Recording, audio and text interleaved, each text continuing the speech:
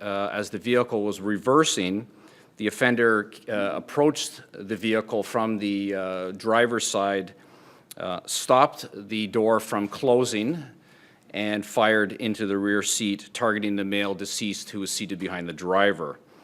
Both victims were struck with bullets. It's believed that the female deceased person was shot based on her proximity to the targeted male who was sitting behind the driver.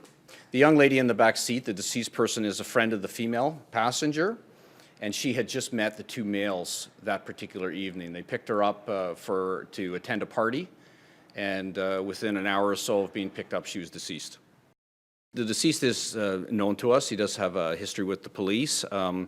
His female partner, as I said to you, was a young woman who lived with her parents, has a regular job, and had just met them that evening and was invited to attend a house party.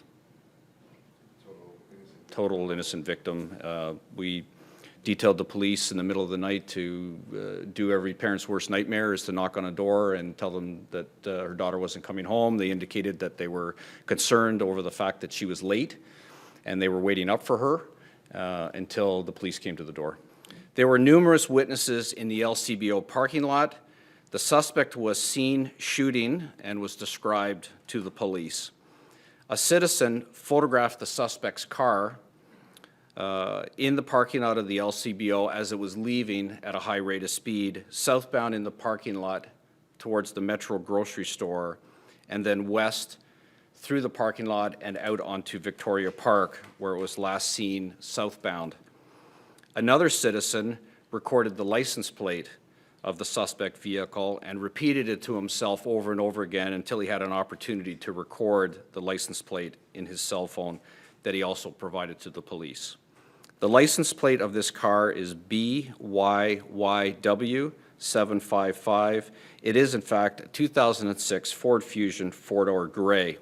The registered owner of that vehicle is a Juliana Telveski, 24 years, of Toronto, and her photograph will be available. Ms. Telveski has a connection to the accused in this case, Harris Nan.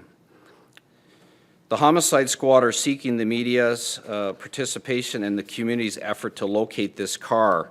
If the community recognizes Ms. Telveski's picture in relation to where she lives or where she might park this particular vehicle, I encourage them to call the homicide squad directly at 416-808-7400, or they can call Crime Stoppers with regards to the information with regards to the whereabouts of the car.